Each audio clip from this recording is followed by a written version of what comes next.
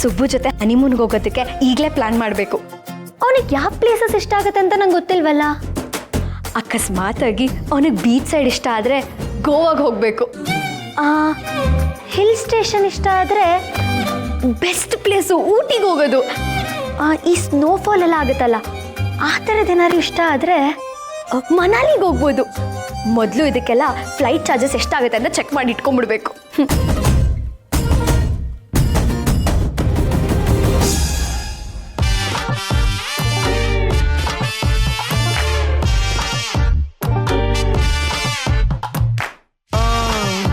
ಅಣ್ಣ ಅಣ್ಣ ಲೋ ಅಣ್ಣ, ಬರೋ ನಿಮಿಷ.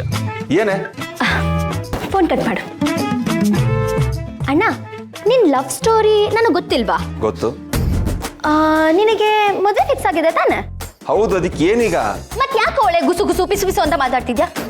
ಅಲ್ಲ ಕಣೋ, ಮದ್ವೆ ಆದ್ಮೇಲೆ ಹಗಲು ರಾತ್ರಿ ಅವಳ ಜೊತೆನೆ ಇರ್ತೀಯ ಅಂದ್ಮೇಲೆ ಇವಾಗ ಮದ್ವೆ ಕೆಲಸ ಮಾಡೋದ್ ಬಿಟ್ಟು ಮಾತಾಡ್ಕೊಂಡ್ ಕೂತಿದ್ಯಲ್ಲ.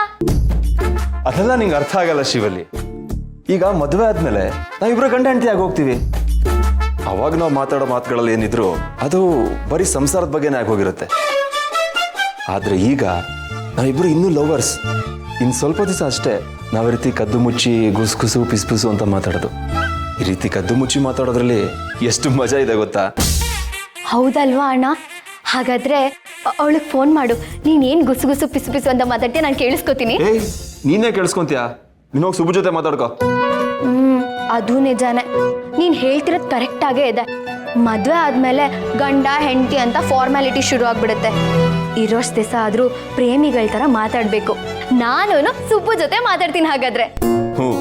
ಇವತ್ತಿಂದ ಈಗ್ಲಿಂದಾನೇ ಶುರು ಮಾಡು. ಪಿಸು ಮಾತಲ್ಲಿ ಸಿಗೋ ಖುಷಿನೇ ಬೇರೆ. ನಿಜ ಕಣೋ ಅಣ್ಣ, ನಾನೊಬ್ಳು ದಡ್ಡಿ.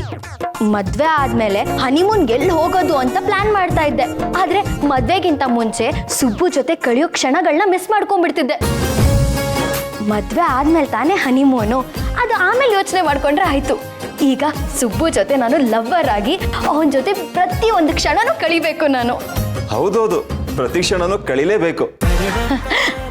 ಅಣ್ಣ, ನೀನೇ ನೋಡು ಅದೃಷ್ಟವಂತ. ನೀನಿಷ್ಟು ವರ್ಷ ಲವ್ ಮಾಡಿ ಈಗ ಮದ್ವೆನೂ ಆಗ್ತಿದ್ಯಾ.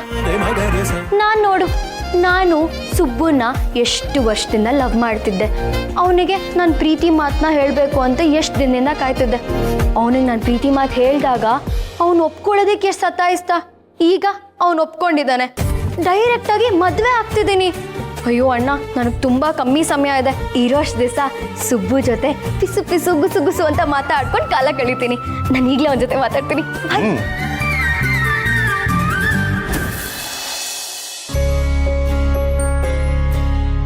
ವಂದನಾ, ಶ್ರಾವಣಿ ವೆಡ್ಡಿಂಗ್ ಕಾರ್ಡು ಡಿಸೈನ್ ಬಂದಿದೆ ನೋಡು, ಚೆನ್ನಾಗಿದೆಯಾ? ಶ್ರಾವಣಿ ಅಕ್ಕನ ವೆಡ್ಡಿಂಗ್ ಕಾರ್ಡ್ ಡಿಸೈನಾ? ಅಪ್ಪ ನನಗೂ ತೋರಿಸಿ. ಪಿಂಕಿ, ಮೊದಲು ಹೋಮ್ವರ್ಕ್ ಮುಗಿಸು.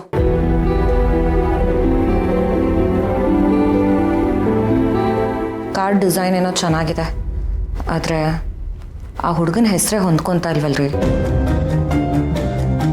ವಂದನಾ, ಹುಡುಗ ಹೊಂದ್ಕೋತಿಲ್ವೋ, ಹುಡುಗನ ಹೆಸರು ಹೊಂದ್ಕೋತಿಲ್ವೋ, ಅದನ್ನ ಈಗ ಯೋಚನೆ ಮಾಡೋಕ್ಕಾಗಲ್ಲ. ಡಿಸೈನ್ ಚೆನ್ನಾಗಿಲ್ವೇ ಹೇಳು, ಬದಲಾಯಿಸ್ಬೋದು. ಆದರೆ ಹುಡುಗನ ಬದಲಾಯಿಸೋಕ್ಕಾಗಲ್ಲ. ಅಣ್ಣ ಈಗಾಗಲೇ ಒಪ್ಕೊಂಡಿದ್ದಾನೆ, ಶ್ರಾವಣಿ ಕೂಡ ಖುಷಿಯಿಂದ ಒಪ್ಕೊಂಡಿದ್ದಾಳೆ. ಈಗ ನಾವು ಬೇರೆ ಏನೂ ಮಾತಾಡದೆ ಅವರಿಬ್ರು ಚೆನ್ನಾಗಿರಲಿ ಅಂತ ಹಾರೈಸ್ಬೇಕಷ್ಟೆ. ಇದೇನಿದು? ಶ್ರಾವಣಿ ಅಕ್ಕನ ಜೊತೆ ಸುಬ್ಬು ಹೆಸರು ಚೆನ್ನಾಗಿ ಹೊಂದ್ಕೋತಿದ್ಯಲ್ಲ. ಶ್ರಾವಣಿ ಸುಬ್ರಹ್ಮಣ್ಯ, ಎಷ್ಟು ಚೆನ್ನಾಗಿದೆ. ಮತ್ತ್ಯಾಕೆ ಹೇಳ್ತಿದ್ದಾರೆ?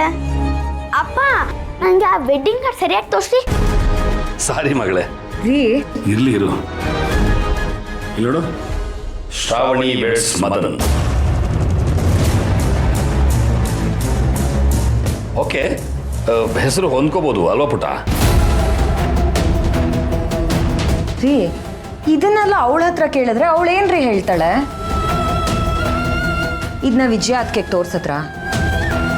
ಮೊದಲು ಅವ್ರಿಗೆ ತೋರಿಸಿ ಫೈನಲ್ ಮಾಡ್ಕೊಳ್ಳಿ. ಎಷ್ಟೇ ಆದರೂ ಅವ್ರ ಮಗನ ವೆಡ್ಡಿಂಗ್ ಅಲ್ವಾ, ಫೈನಲ್ ಡಿಸಿಷನ್ ಏನಿದ್ರು ಅವರೇ ತಗೋಬೇಕು. ಹೌದಲ್ವಾ? ಮೊದಲು ಅವಳಿಗೆ ತೋರಿಸ್ಬೇಕು. ಬಾ.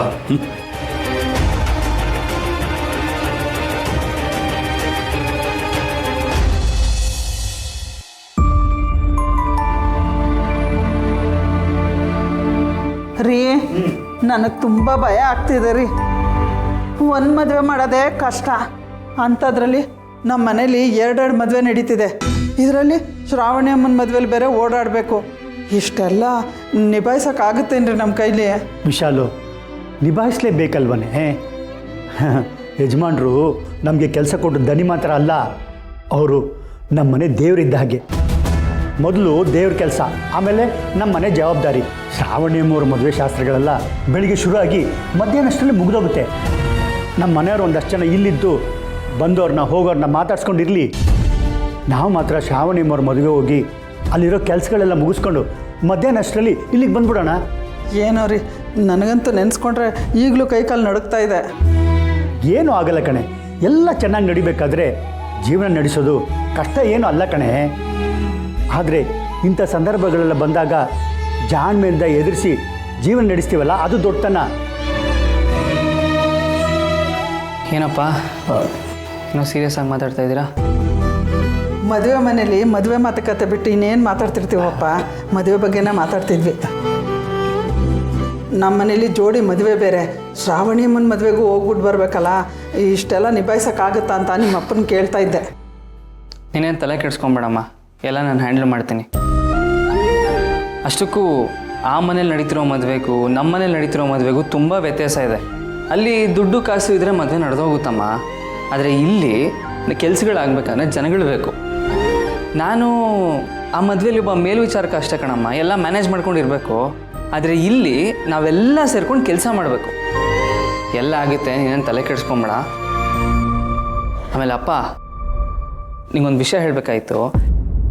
ಸಾಲಿಗ್ರಾಮದಿಂದ ಲಲಿತಾದೇವಿ ಅಮ್ಮವ್ರು ಬಂದಿದ್ದಾರೆ. ಏನು, ಲಲಿತಾದೇವಿ ಅಮ್ಮವ್ರು ಬಂದಿದ್ದಾರಾ? ವಿಶಾಲು, ಟೈಮ್ ಎಷ್ಟೈತೆ? ನಾನು ಹೋಗಿ ಬಂದ್ಬಿಡ್ತೀನಿ. ಅಯ್ಯೋ ರೀ, ಸ್ವಲ್ಪ ಇರ್ರಿ. ಹೇಗೆ ಇರೋದು? ಅಮ್ಮೋರೇ ಇಲ್ಲಿಗೆ ಬಂದಿದ್ದಾರೆ ಅಂದರೆ ನೋಡದೆ ಇರೋಕ್ಕಾಗದ? ಹೋಗಿ ಬಂದ್ಬಿಡ್ತೀನಿ. ಅಯ್ಯೋ, ಅರ್ಥ ಆಗುತ್ತೆ ನೀವು ಹೇಳೋದಲ್ಲ. ಆದರೆ ಅಲ್ಲಿಗೆ ಅಮ್ಮನ ಮುಂದೆ ಹೋದಾಗ ಇವ್ನು ಮದುವೆ ವಿಚಾರ ಮಾತಾಡಬಾರ್ದು ಅನ್ನೋದು ನೆನಪಿರುತ್ತೆ ತಾನೇ?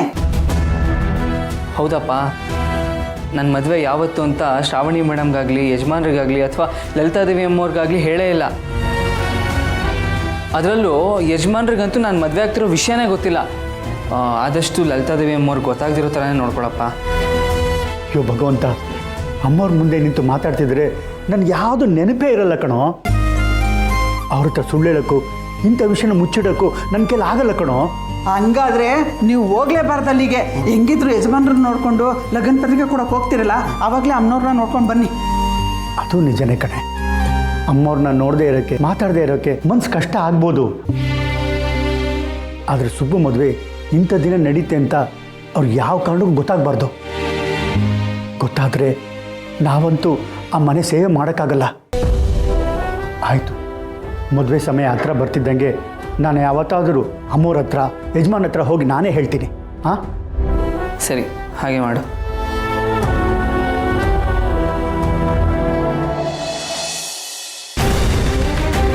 ಶ್ರಾವಣಿ ಅಕ್ಕ ನೋಡಿದ್ರೆ ಸುಬ್ಬು ಜೊತೆ ಮದುವೆ ಆಗ್ತಿದ್ದೀನಿ ಅಂತ ಹ್ಯಾಪಿಯಾಗಿದ್ದಾಳೆ. ಆದರೆ ಇವರೆಲ್ಲ ನೋಡಿದ್ರೆ ಆ ಮ್ಯಾಡ್ ಮದನ್ ಜೊತೆ ಮದುವೆ ಅಂತ ಇನ್ವಿಟೇಷನ್ ಕಾರ್ಡ್ ಮಾಡಿಸ್ತಿದ್ದಾರೆ. ಏನಾಗ್ತಿದೆ ಇಲ್ಲಿ? ಅಲ್ಲ, ಶ್ರಾವಣಿ ಅಕ್ಕ ಕನ್ಫ್ಯೂಸ್ ಮಾಡ್ಕೊಂಡಿದ್ದಾಳೋ ಅಥವಾ ಅಪ್ಪ ಅಮ್ಮ ಕನ್ಫ್ಯೂಸ್ ಮಾಡ್ಕೊಂಡಿದ್ದಾರೋ?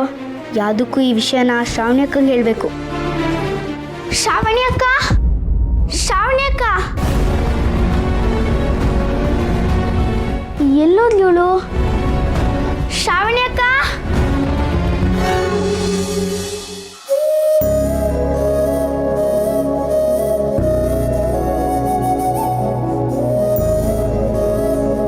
ಅತ್ತೆಯವರೇ. ಓ ವೀರು, ಬಾಪ್ಪ ಒಳಗೆ ಬಾ.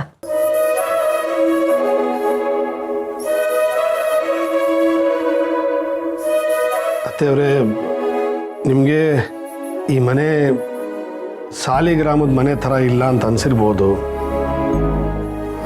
ಇಲ್ಲಿ ಆ ಮನೆ ಅಷ್ಟು ಅನುಕೂಲಗಳು ಇಲ್ಲ ಅಂತ ಅನಿಸಿರ್ಬೋದು.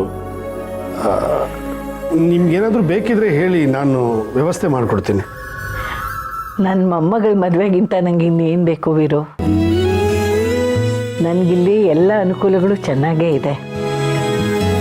ಎಲ್ಲರೂ ನನ್ನನ್ನು ಚೆನ್ನಾಗಿ ನೋಡ್ಕೋತಾ ಇದ್ದಾರೆ. ನಾನಿವಾಗ ಕಾಯ್ತಾ ಇರೋದು ಮೊಮ್ಮಗಳ ಮದುವೆಗಷ್ಟೇ.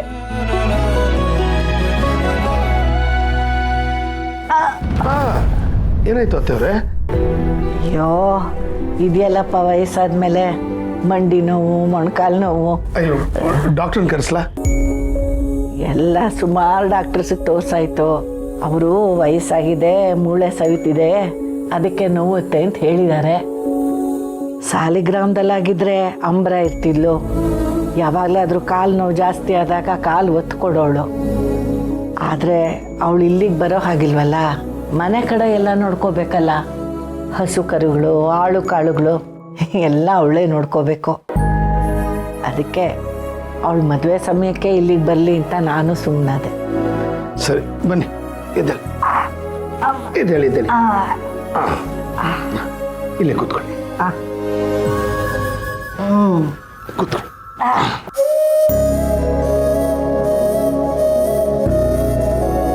ಕಾಲು ನೀಡಿ, ನಾವು ಓದ್ತೀನಿ. ಅಯ್ಯಯ್ಯ ವೀರೋ, ಏನು ನೀನು ನನ್ನ ಕಾಲು ಒತ್ತೋದ? ಏಕೆ, ನಾನು ಓದ್ಬಾರ್ದ? ಅಲ್ಲಪ್ಪ, ನೀನು ಈ ರಾಜ್ಯಕ್ಕೆ ಮಿನಿಸ್ಟರು, ನೀನು ನನ್ನ ಕಾಲು ಒತ್ತೋದ? ನಾನು ರಾಜ್ಯಕ್ಕೆ ಮಿನಿಸ್ಟ್ರು, ಆದರೆ ತಾಯಿಗೆ ಮಗನೇ.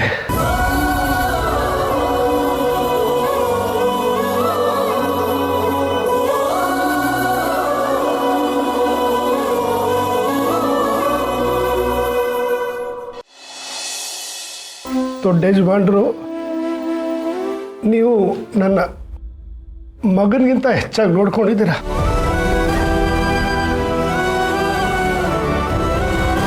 ನಾನು ಕಾಲು ಹೊತ್ತೋದ್ರಲ್ಲಿ ತಪ್ಪೇನಿಲ್ಲ ಬಿಡಿ.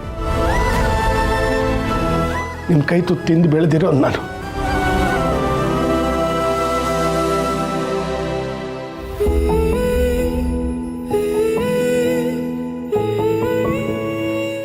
ಅಪ್ಪ ಅಜ್ಜಿ ಮುಂದೆ ಮಾತಾಡೋಕ್ಕೆ ಹಿಂಜರಿತಿದ್ರು. ಅಜ್ಜಿಗೂ ಅಪ್ಪನ ಬಗ್ಗೆ ಸ್ವಲ್ಪ ಕೋಪ ಇತ್ತು. ಆದರೆ ಈಗ ಆ ಕೋಪ ಎಲ್ಲ ಕರಗಿ ಮತ್ತೆ ಅಪ್ಪ ಅಜ್ಜಿ ಜೊತೆ ಮಗನಾಗಿದ್ದಾರೆ. ಇದನ್ನೆಲ್ಲ ನೋಡೋಕ್ಕೆ ಎಷ್ಟು ಖುಷಿ ಆಗ್ತಾ ಇದೆ. ವೀರು, ನಿನಗೆ ನಮ್ಮಿಬ್ಬರ ಬಗ್ಗೆ ಎಷ್ಟು ಪ್ರೀತಿ ಗೌರವ ಇದೆ ಅನ್ನೋದು ನನಗೆ ಗೊತ್ತು. ಆದರೂ ನಾನು ನಿನ್ನನ್ನು ದೂರ ಮಾಡ್ಕೊಂಡ್ಬಿಟ್ಟೆ, ಮೊಮ್ಮಗಳನ್ನು ದೂರ ಮಾಡಿಕೊಂಡೆ. ಆದರೆ ಈಗ ಮೊಮ್ಮಗಳ ಕಾರಣದಿಂದಾಗಿ ನಾವು ಮತ್ತೆ ಹತ್ರ ಆಗೋ ಹಾಗಾಯ್ತು. ನಮ್ಮ ಬಾಂಧವ್ಯ ಮತ್ತೆ ಮೊದಲಿನ ಥರನೇ ಆಯಿತು. ಇದಕ್ಕೆಲ್ಲ ಕಾರಣ ಶ್ರಾವಣಿನೇ ಕಣೋ. ನಿಜ ಅತ್ತೆಯವರೇ, ನನಗೆ ಜೀವನದಲ್ಲಿ ತುಂಬ ದೊಡ್ಡ ಕೊರಗೇನಾದ್ರು ಇದ್ದರೆ ಅದು ನಿಮ್ಮನ್ನು ದೂರ ಮಾಡಿಕೊಂಡಿತ್ತು. ನಾನು ಈ ಸ್ಥಿತಿಗೆ ಬಂದಮೇಲೂ ದೊಡ್ಡ ಯಜಮಾನ್ರು ನನ್ನ ನೋಡೋಕ್ಕಾಗಲಿಲ್ಲ. ಕಡೆ ಪಕ್ಷ ನೀವಾದರೂ ನೋಡಿ ಸಂತೋಷ ಪಡಬೇಕು, ನನಗೆ ಆಶೀರ್ವಾದ ಮಾಡಬೇಕು ಅಂತ ಬೆಟ್ಟದಷ್ಟು ಆಸೆ ಇತ್ತು. ಈಗ ಅದೆಲ್ಲ ನೆರವೇರ್ತಾ ಇರೋ ಕಾಣಿಸ್ತಾ ಇದೆ. ಅದಕ್ಕೆ ಕಾರಣ ಅವಳೇ. ನಾನು ಪುನಃ ಸಾಲಿಗ್ರಾಮದ ವೀರೇಂದ್ರನೇ ಆಗ್ಬಿಟ್ಟೆ ಅತ್ತೆಯವ್ರೆ.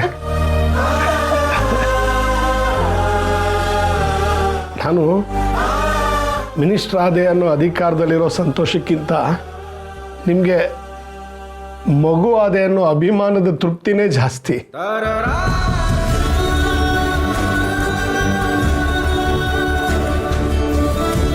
ಈ ಸೇವೆ ಮಾಡೋದಕ್ಕಿಂತ ಹೆಚ್ಚು ಸಂತೋಷ ನನಗಿನ್ನೇನು ಇಲ್ಲ ಅತ್ತೆಯವ್ರೆ.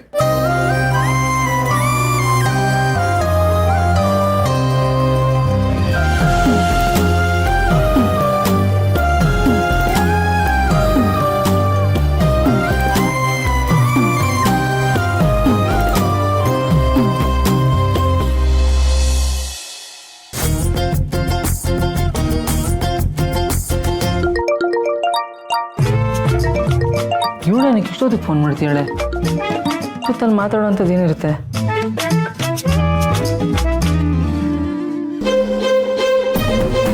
ಇದೇನಿದು ನನ್ನ ಫೋನೇ ಎತ್ತುತ್ತಾ ಇಲ್ವಲ್ಲ ಇವನು. ಈಗಲಿಂದನೇ ಹೆಂಡತಿ ಕಾಲ್ನ ರಿಸೀವ್ ಮಾಡದೆ ಅವಾಯ್ಡ್ ಮಾಡ್ತಿದ್ದಾನೆ. ಬಿಡಲ್ಲ ನಾನು.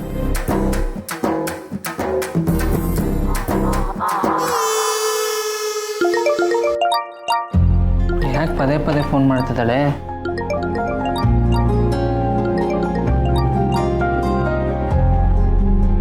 ಹೇಳಿ ಶ್ರೀವಲ್ಲಿ.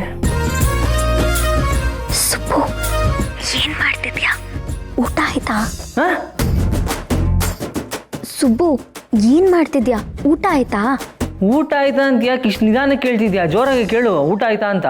ಅದು ಹಾಗಲ್ಲ ಸುಬ್ಬು, ಲವರ್ಸು ಈ ರೀತಿ ಪಿಸ್ಗುಟ್ಕೊಂಡು ಮಾತಾಡಬೇಕು, ಆಗಲೇ ಮಜಾ. ಬೇಕಾದ್ರೆ ನೀನು ವರನ ನೋಡು, ವರ ವರದ ಇಬ್ರು ಇದೇ ರೀತಿ ಪಿಸ್ಗುಟ್ಕೊಂಡೇ ಮಾತಾಡೋದು. ಆವಾಗ ಪಕ್ಕದಲ್ಲಿರೋರ್ಗೆ ಯಾರಿಗೂ ಕೇಳಿಸಲ್ವಂತೆ. ಈಗ ನಿನ್ನ ಪಕ್ಕದಲ್ಲಿ ಯಾರಿದ್ದಾರೆ? ಯಾರೂ ಇಲ್ಲ. ಮತ್ತು ನಾರ್ಮಲ್ ಆಗೇ ಮಾತಾಡ್ಬೋದಲ್ಲ ಶ್ರೀವಲ್ಲಿ. ಯಾರಾದರೂ ಪಕ್ಕದಲ್ಲಿದ್ದರೆ ಮಾತ್ರ ಪಿಸ್ಕುಟ್ಕೊಂಡು ಮಾತಾಡಬೇಕು, ಅದು ಅವ್ರಿಗೆ ಗೊತ್ತಾಗಬಾರ್ದು ಅಂದರೆ ಮಾತ್ರ. ಅದೆಲ್ಲ ನನಗೆ ಗೊತ್ತಿಲ್ಲ ಸುಬ್ಬು. ಈ ಥರ ಪಿಸ್ಗುಟ್ಕೊಂಡು ಮಾತಾಡಿದ್ರೆ ಖುಷಿ ಜಾಸ್ತಿ. ಸರಿ, ಇವಾಗ ಕಾಲ್ ಮಾಡಿರೋ ವಿಷಯ ಏನು? ಸುಬ್ಬು, ಸುಶ್ರುತ ಮತ್ತು ಸುವರ್ಣ ಈ ಎರಡು ಹೆಸರು ಹೇಗಿದೆ? ಸುಶ್ರುತ ಸುವರ್ಣನ? ಯಾರ ಹೆಸರಿದು? ಸುಬ್ಬು, ಈ ಎರಡು ಹೆಸರು ನಮಗೆ ಹುಟ್ಟೋ ಮಕ್ಕಳಿಗಿಡಬೇಕು ಅಂತ ಅಂದ್ಕೊಂಡಿದ್ದೀನಿ. ನೋಡು, ಸುಶ್ರುತ ಅಂತಂದರೆ ಸು ಅಂದರೆ ಸುಬ್ಬು, ಶ್ರು ಅಂದರೆ ಶ್ರೀವಲ್ಲಿ, ಸುವರ್ಣ ಅಂತಂದರೆ ಸು ಅಂದರೆ ಸುಬ್ಬು, ವಾ ಅಂದರೆ ಶ್ರೀವಲ್ಲಿ. ಹೇಗಿದೆ? ಒಂದು ಗಂಡು ಒಂದು ಹೆಣ್ಣು, ನಮ್ಮಿಬ್ಬರು ಹೆಸರು ಸೇರೆ ನಮ್ಮಿಬ್ರಿಗೂ ಹುಟ್ಟೋ ಮಕ್ಕಳಿಗೆ ಹೆಸರಿಡಬೇಕು ಅಂತ ಈ ಹೆಸರನ್ನ ಚೂಸ್ ಮಾಡಿದ್ದೀನಿ. ಹೇಗಿದೆ? ಇದು ಜಾಸ್ತಿ ಆಯಿತು ಅಂತ ನಿನಗೆ ಅನ್ನಿಸ್ತಿಲ್ವಾ? ಜಾಸ್ತಿ ಆಯ್ತಾ? ಹಾಗೇನು ಅನ್ನಿಸ್ತಿಲ್ವಲ್ಲ. ಆರ್ತಿಗೊಬ್ಳು, ಕೀರ್ತಿಗೊಬ್ಬ, ಇಬ್ರು ಮಕ್ಕಳಂತೂ ಬೇಕೇ ಬೇಕು. ಜಾಸ್ತಿ ಏನಾಗಲಿಲ್ಲ. ಶ್ರೀವಲ್ಲಿ, ನಂಗೆ ನಿದ್ದೆ ಬರ್ತಿದೆ, ನೀನು ಮಲ್ಕೋ, ನಾನು ಮಲ್ಕೋತೀನಿ. ಅಲ್ಲ ಸುಬ್ಬು, ಮಕ್ಕಳ ವಿಷಯ ಮಾತಾಡ್ತಿದ್ರೆ ನಿದ್ದೆ ಬರ್ತಿದೆ ಅಂತ ಹೇಳ್ತಿದ್ಯಲ್ಲ. ಮಕ್ಕಳಾಗಬೇಕು ಅಂದರೆ ಇದೆಲ್ಲ ಮದುವೆ ಆದ್ಮೇಲೆ ಮಾತಾಡೋಣ ಶ್ರೀವಲ್ಲಿ, ಮಲ್ಕೋ ಹೋಗು. ಅಯ್ಯೋ ಸುಬ್ಬು, ಇವಾಗ ನಾನು ಏನು ಹೇಳಕ್ ಬಂದೆ? ಮಕ್ಕಳಾಗಬೇಕು ಅಂತಂದರೆ ಪೂಜೆ ವ್ರತ ಅದೆಲ್ಲ ಮಾಡಬೇಕು ಸುಬ್ಬು, ಅದನ್ನು ಹೇಳಕ್ ಬಂದೆ ಅಷ್ಟೇ. ಈಗ ನಾನು ಮಲ್ಗೋದು ನಿನಗೆ ಇಷ್ಟ ಇಲ್ವಾ? ಇಷ್ಟ ಇಲ್ಲ ಅಂದರೆ ನೀನು ನಿದ್ದೆ ಮಾಡೋದಿಲ್ವಾ? ನನ್ನ ಜೊತೆ ಮಾತಾಡ್ಕೊಂಡು ರಾತ್ರಿ ಎಲ್ಲ ಎದ್ದಿರ್ತೀಯಾ? ನೀನು ಮಾತಾಡ್ತಾ ಇರು, ನಾನು ಮಲಗ್ತೀನಿ. ಮದುವೆ ಆದಮೇಲೆ ಅದನ್ನೇ ಮಾಡ್ತೀನಿ ಬಿಡು. ಇಡೀ ರಾತ್ರಿ ನಿನ್ನ ಜೊತೆ ಮಾತಾಡ್ತಿರ್ತೀನಿ. ನೀನು ಕೇಳಿಸ್ಕೊಂಡ್ರು ಅಷ್ಟೇ, ಕೇಳಿಸ್ಕೊಂಡಿಲ್ಲ ಅಂದರೂ ಅಷ್ಟೇ. ಸುಬ್ಬು, ಇವಾಗ ನಾನು ನಿನಗೋಸ್ಕರ ಲಾಲಿ ಆಡ್ಲಾ? ಸುಮ್ಮನೆ ಕಾಲ್ ಕಟ್ ಮಾಡಿ ಮಲ್ಕೋ ಶ್ರೀವಲ್ಲಿ, ನಾನು ಮಲಗಬೇಕು. ಸರಿ ಸುಬ್ಬು, ನೀನು ಮಲ್ಕೋ. ನಿನ್ನ ಉಸಿರಾಟನ ನಾನು ಕೇಳ್ತಾ ಕೇಳ್ತಾ ಹಾಗೆ ಮಲ್ಕೋತೀನಿ. ಶ್ರೀವಲ್ಲಿ, ಆಯ್ತಾಯ್ತಾಯ್ತಾಯ್ತು. ಸಡಪೂತಿ ಸಿದ್ದಪ್ಪ ನೀನು. ನಾನು ಕಾಲ್ ಕಟ್ ಮಾಡಲ್ಲ, ನೀನೇ ಕಟ್ ಮಾಡು. Good night.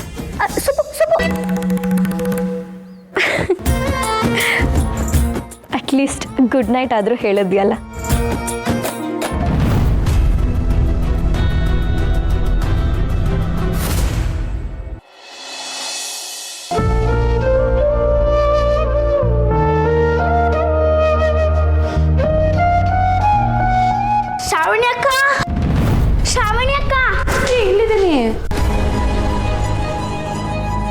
ಯಾಕೆ, ಏನಾಯ್ತು? ಯಾಕೆ ಹೋಗ್ತಿದ್ಯಾ? ಕೂಗ್ದೆ ಇನ್ನೇನ್ ಮಾಡ್ಲಿ ಅಕ್ಕ? ನಿನಗೆ ಕಣ್ ಕಾಣಿಸಲ್ವಾ? ಕಿವಿ ಕೇಳಿಸಲ್ವಾ? ಅಥವಾ ತಲೆನೇ ಸರಿ ಇಲ್ವಾ? ಏಯ್, ಅರ್ಧ ನಿದ್ದೆಯಿಂದ ಏನಾದರೂ ಎದ್ದು ಬಂದಿದ್ಯಾ? ಯಾಕೆ ಹಿಂಗೆ ಮಾತಾಡ್ತಿದ್ಯಾ? ಅಕ್ಕ, ಅದು ವಿಷಯ. ಅಯ್ಯೋ ಪಿಂಕಿ, ನಿನ್ನ ಹತ್ರ ಒಂದು ವಿಷಯ ಮಾತಾಡಬೇಕು, ಕೂತ್ಕೋ ಇಲ್ಲಿ. ನಾನು ಅಜ್ಜಿ ರೂಮ್ಗೆ ಹೋಗಿದ್ದೆ ಅವ್ರ ಹತ್ರ ಮಾತಾಡೋದಕ್ಕೆ. ಹೌದಾ? ಮಾತಾಡ್ದ್ಯಾ? ಏನು ಹೇಳ್ದೆ? ಇಲ್ಲ, ಮಾತಾಡಿಲ್ಲ, ಹಾಗೆ ಬಂದ್ಬಿಟ್ಟೆ. ಹಾಗೆ ಬಂದ್ಯಾ? ಯಾಕೆ? ಅಲ್ಲಿ ಅಪ್ಪ ಮತ್ತು ಅಜ್ಜಿ ಮಾತಾಡ್ತಾ ಇದ್ರು. ಅವರಿಬ್ರು ಬಾಂಡಿಂಗ್ ಎಷ್ಟು ಚೆನ್ನಾಗಿದೆ ಗೊತ್ತಾ ಪಿಂಕಿ? ತಾಯಿ ಮತ್ತು ಮಗನ ಹಾಗೆ.